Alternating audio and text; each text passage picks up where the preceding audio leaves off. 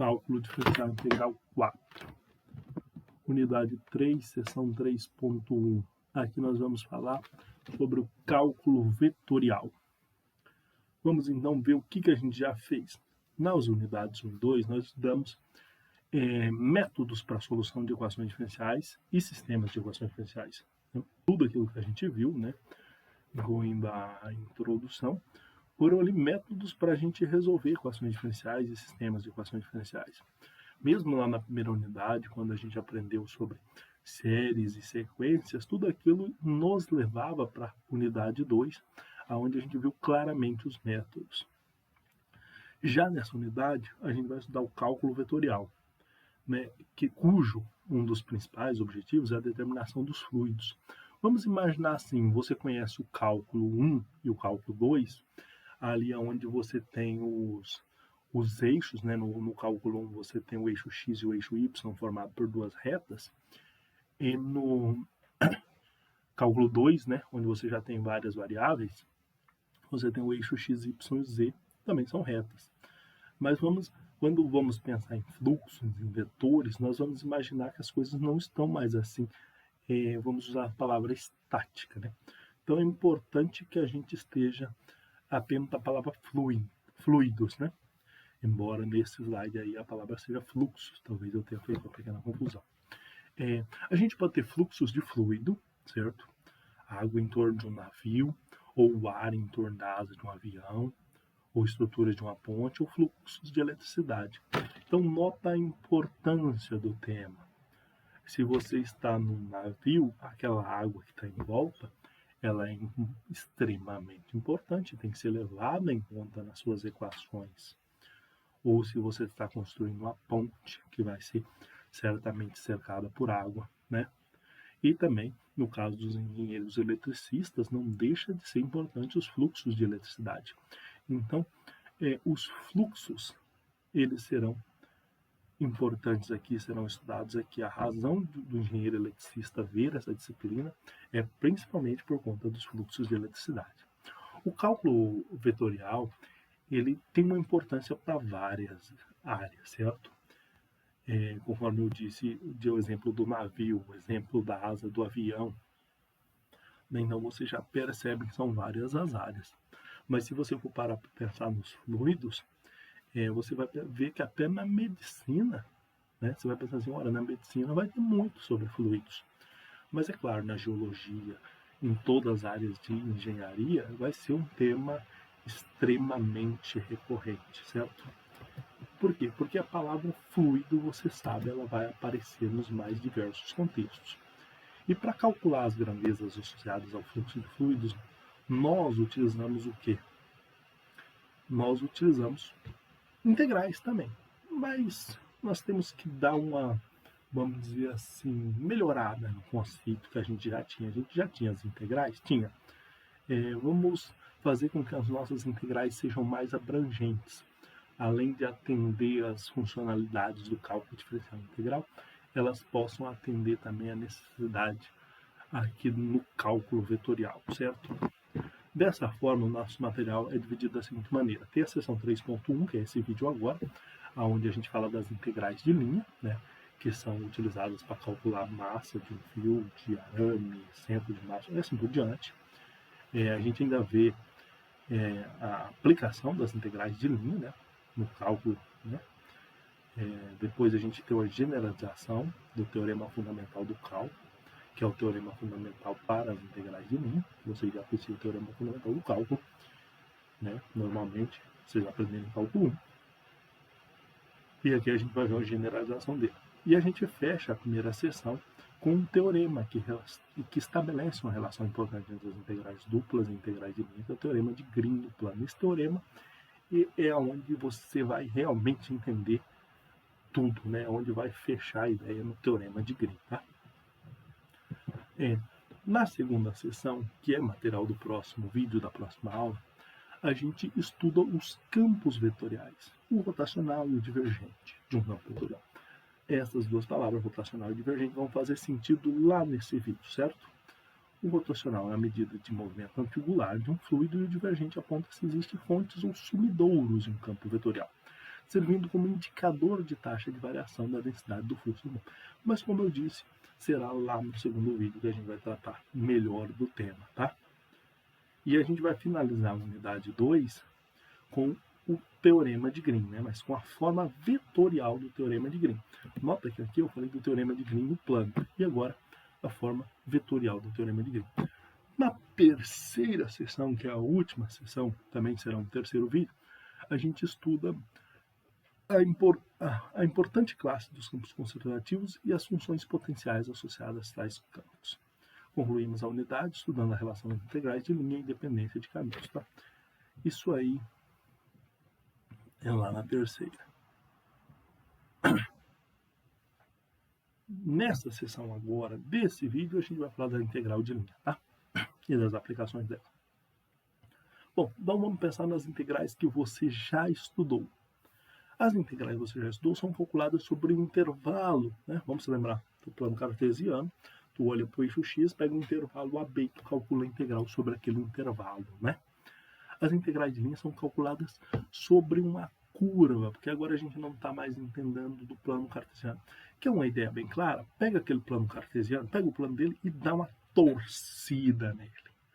Certo? Dá uma torcida, para os eixos ficarem tortos, curvados. As integrais de linha serão calculadas sobre curvas, que podem estar no plano ou podem estar no espaço, de uma forma mais geral. Com as integrais de linha, você tem meios de resolver uma nova classe de problema. Calcular a massa de um fio de arame, calcular o trabalho realizado com a força, determinar fluxo de fluido, fluxo de calor, entre outras. Então, atenção para as aplicações. São as mais variadas, mas destaque aí para determinar fluxo de fluido ou fluxo de calor. Tá? Vamos para o conteúdo. Orientação de curvas integrais de linha. Considerem um arame bem fino, cuja massa por unidade de comprimento seja um valor conhecido como representado na figura 3.2.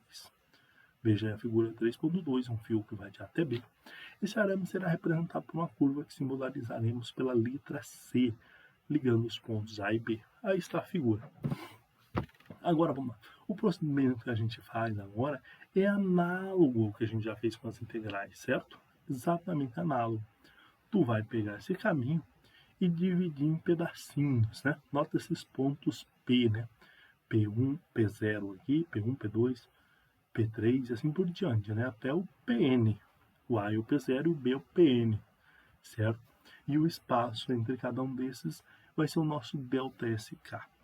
Dessa forma, a massa de um subintervalo qualquer vai ser dado por ΔMK, aproximadamente a função em x e y de ΔSK. Certo? Então, isso aqui é uma partição, é aquilo que a gente já fazia para as integrais. Então, o resultado é similar ao que acontecia, certo? A gente vai cair na definição de integral. Só que nesse caso, integral de linha de f em relação a s sobre a curva C. Então, seja uma função f com domínio sobre a curva lisa C, define-se a integral de linha de f sobre C como integral sobre C de f de xy ds, é o limite com n tendendo a infinito, né? Sendo n o número de partições, né? A mesma definição. Nota que é a mesma coisa, certo? Se a curva C for uma curva no espaço, vale uma definição análoga. Ou seja, ali a gente estava falando do plano, se for no espaço, o que vai acontecer é que você vai ter a variável z. Só isso, nada mais, tá?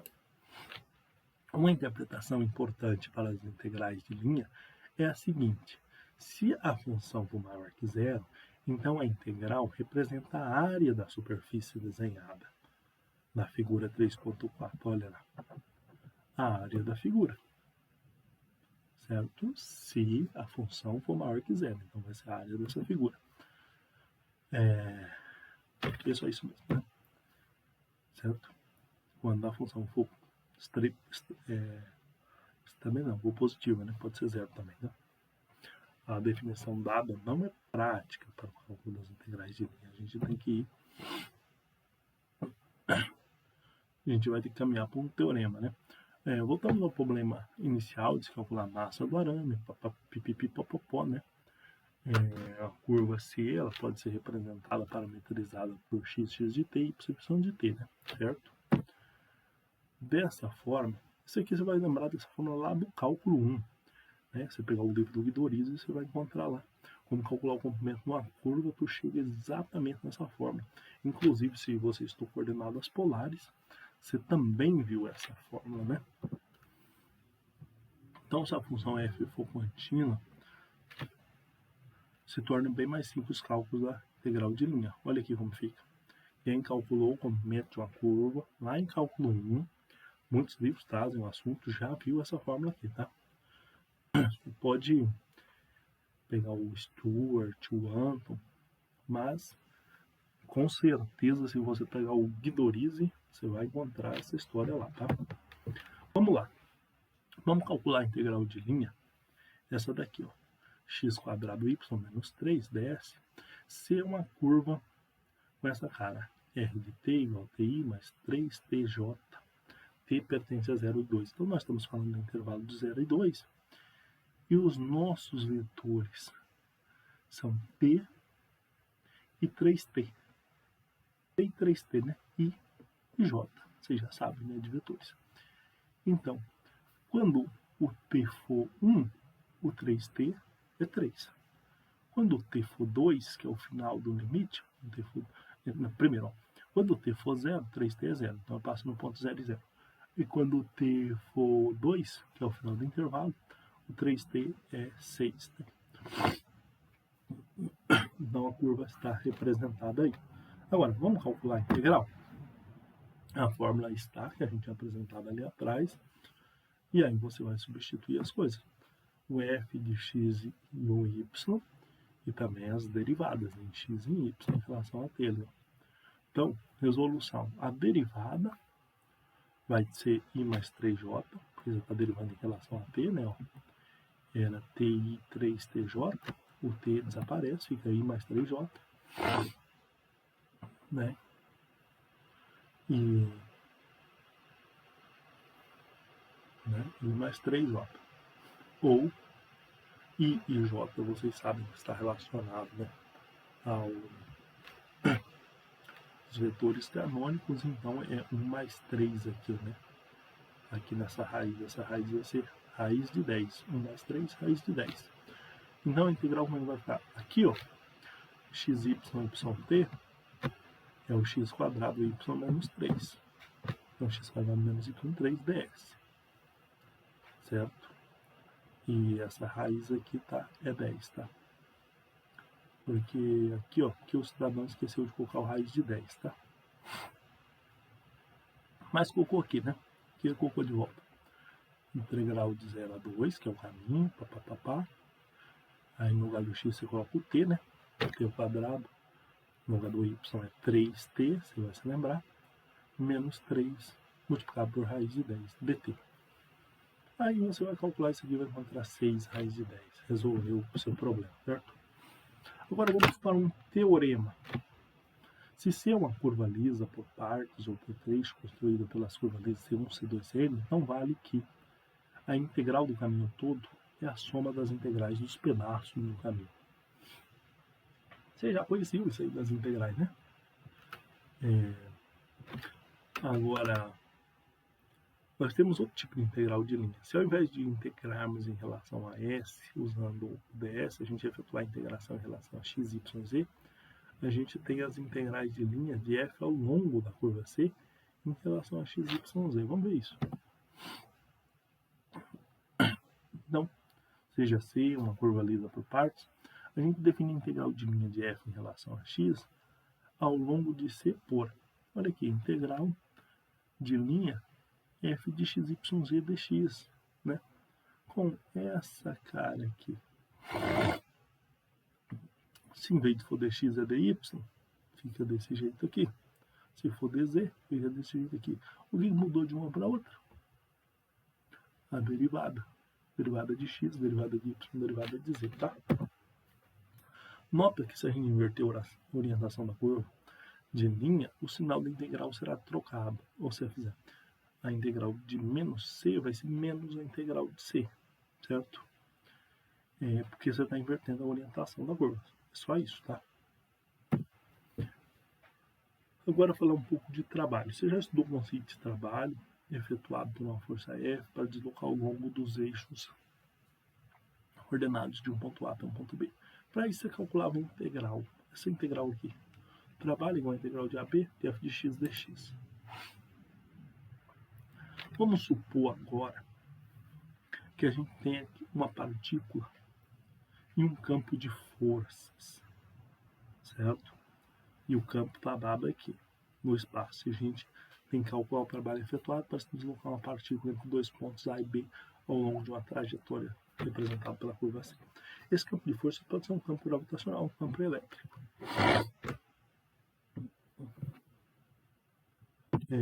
Aqui você, nesse QR Code aí, você vai encontrar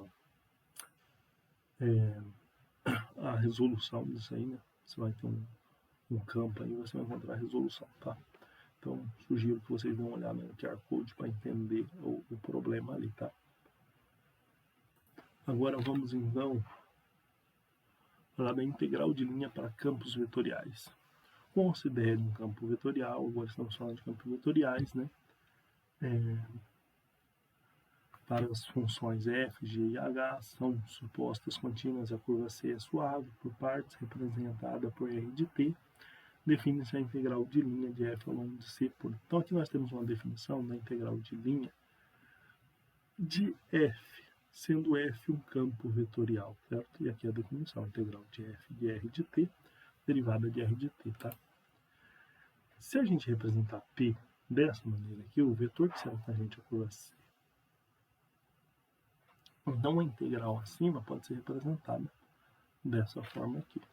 Integral de f dr, olha aqui, olha aqui, olha, simplificação, né?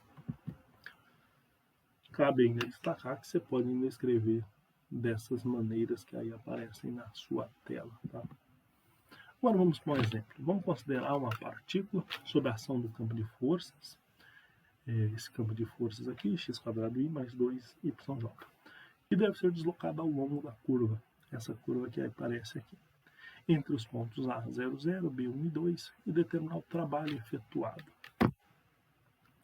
Bom, o f de r vai ser t ao quadrado i, p ao quadrado i mais 2y. Então, o y é 2t, né? Então, 2t ao quadrado j. E a derivada, evidentemente, em relação a t, né? Claro, vai ficar i mais 2t, mais 4tj, né? Mais 4tj.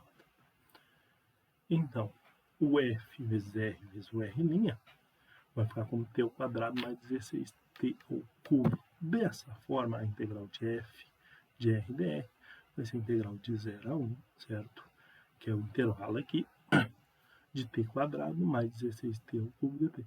Se você calcular essa integral, já pelos seus, você já sabe calcular a integral, vai dar 13 terços. Agora, lembra do teorema fundamental do cálculo?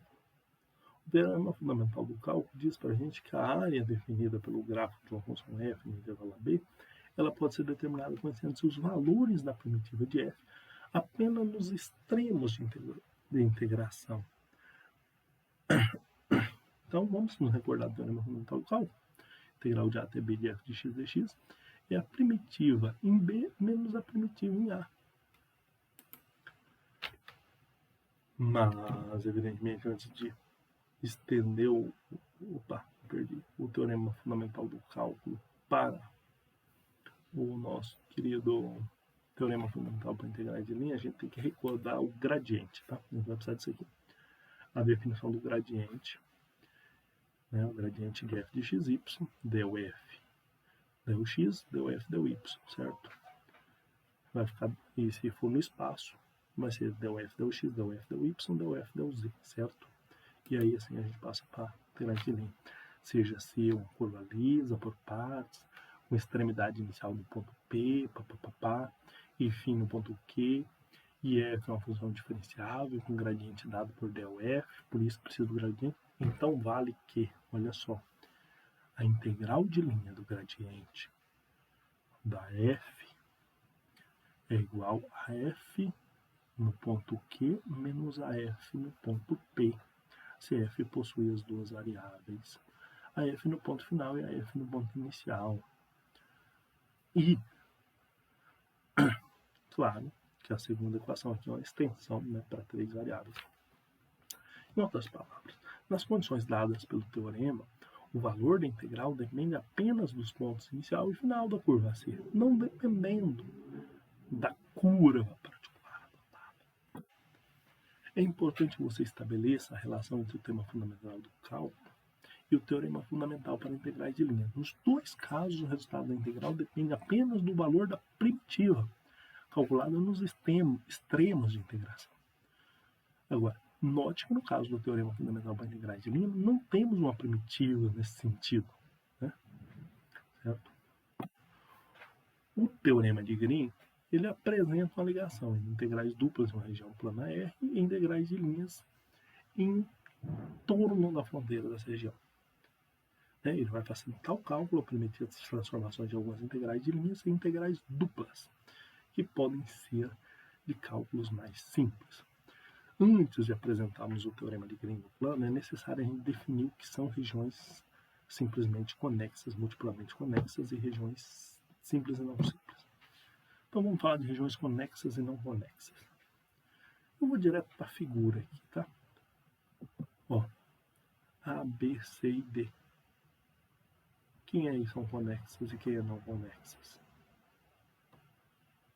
Um conjunto A do plano é definido como conexo para qualquer dois pontos pertencentes ao conjunto, eles podem estar conectados por uma curva lisa, totalmente contida em A. Certo? Curva simples e não simples. Diz-se que uma curva é simples se ela se auto-intersecta. Uma curva é simples se ela não se auto-intersecta. Uma curva que apresenta um ou dois mais pontos que se auto-intersectam não é simples, né? Olha aí. C2 é simples ou não é? E depois conjuntos simplesmente conexos e multiplamente conexos.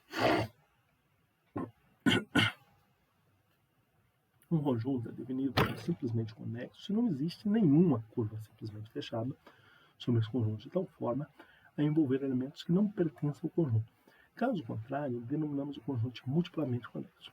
Uma forma intuitiva de entender conjuntos simplesmente conexos é dizer que eles não contêm buracos. Conjuntos multiplamente conexos contêm um ou mais buracos. Certo? Dessa forma, você olhar para a figura, vai falar, opa, isso não tem buraco, isso não tem. Certo? E o que é? Os conjuntos simplesmente conexos não tem buraco. Então, o primeiro é simplesmente e o segundo, multiplamente. Agora, estamos em condições de apresentar o teorema de Green no plano. Vamos lá. Teorema. Considere R uma região do plano simplesmente conexa, com fronteira de R dada por uma curva C lisa, por partes. Supõe-se ainda que a curva C seja fechada, simples e orientada no sentido anti-horário. Considere as funções f e g contínuas, cujas derivadas parciais de primeira ordem sejam contínuas, e um conjunto aberto A com R contido em A. E não vale que, olha só, a integral de linha de f mais a integral de g de y é igual a integral dupla sobre R, del g del x menos del f del y del A. Esse é o teorema de Green, certo?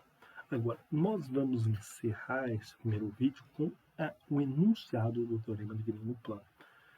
Você pode encontrar materiais adicionais para estudar isso aí, certo? Mas não se preocupe com isso agora. Eu teria mais alguns exercícios aqui para passar para vocês, mas não vou focar nesses exercícios agora, tá? Então, se alguém tiver curiosidade de fazer os exercícios, eu vou dar um momentinho na tela, tá? Por exemplo, esse aqui, alternativa correta é a letra B.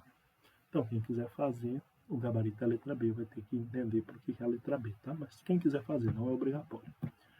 Já esse 2 aqui, a alternativa é a letra C. Quem quiser fazer, faça, não é obrigatório. E o terceiro, a resposta é letra E.